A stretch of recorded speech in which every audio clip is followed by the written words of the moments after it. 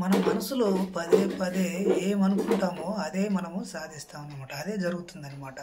ఇప్పుడు నేను ఇది సాధించగలను అనుకోవటం వల్ల ఏదో ఒక రోజు ఖచ్చితంగా అది మనం సాధిస్తామన్నమాట. అలా కాకుండా ఇది నా వల్ల కాదు, ఇది నేను చేయలేను అని అనడం వల్ల నిరాశకు లోనై ఎప్పటికీ మనం అది సాధించలేమన్నమాట. అయితే ఎగ్జాంపుల్గా దీనికి ఒక చిన్న స్టోరీ చెప్తాను. వీడియోని చివరి వరకు చూడండి. వీడియో నచ్చితే లైక్ చేయండి, షేర్ చేయండి, మన ఛానల్ని తప్పకుండా సబ్స్క్రైబ్ చేసుకోండి. అయితే ఒక చిన్న పల్లెటూరులో, అంటే అడవి ప్రాంతంలో ఉండే ఒక చిన్న గ్రామం అనమాట. ఆ గ్రామంలో ఒక చిన్న బాలుడు ఉండేవాడు. అతన్ని వాళ్ళ అమ్మ ఉదయాన్నే రెడీ చేసి స్కూల్కి పంపిస్తుంది అనమాట. అయితే స్కూల్కి వెళ్ళగానే స్కూల్లో చిన్న హోంవర్క్ చేయలేదని వాళ్ళ మేడం కొడుతుందనమాట. దానికి ఆ పిల్లవాడు చాలా బాధపడతాడనమాట.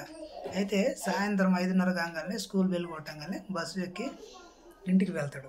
ఇంటికి వెళ్ళగానే మేడం కొట్టిన దెబ్బలో కొంచెం బాధపడి ఈ స్కూల్ వద్దు ఏమొద్దని ఇంటికి వెళ్ళగానే డోర్ తీసుకొని ఇంటి లోపలికి వెళ్ళి వాళ్ళ అమ్మని చూడంగానే బ్యాగ్ ఇసిరేస్తాడనమాట.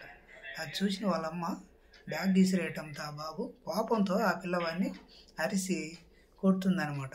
కొట్టంగానే ఆ పిల్లవాడు ఇంకా స్కూల్లో మేడం కొట్టి ఇంటికి రాగానే వాళ్ళ అమ్మ కొట్టడంతో ఆ పిల్లవాడు కొంచెం బాధపడి వెంటనే ఆ డోర్ తీసుకొని బయటికి వెళ్ళిపోతాడంట.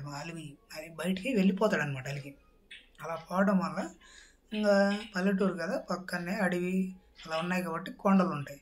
కొండల దగ్గరికి వెళ్ళి ఒక పెద్ద బండి మీదకి ఎక్కి వాళ్ళ అమ్మ కొట్టిన దెబ్బలకి, అలానే స్కూల్లో వాళ్ళ మేడం కొట్టిన దెబ్బలకి ఒకసారి గుర్తు చేసుకొని కోపంతో రగిలిపోయి ఐ హేట్ యూ అని అరుస్తాడనమాట.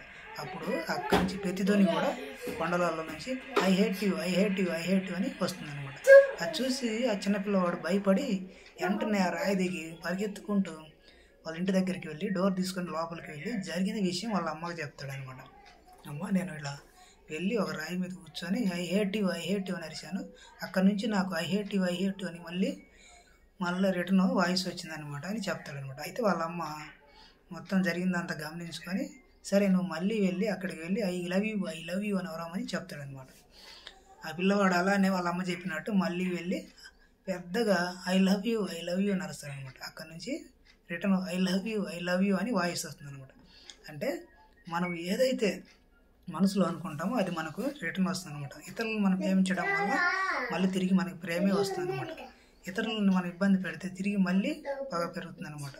సో ఫ్రెండ్స్, ఈ వీడియో మీకు నచ్చితే లైక్ చేయండి, షేర్ చేయండి, మన ఛానల్ తప్పకుండా సబ్స్క్రైబ్ చేసుకోండి.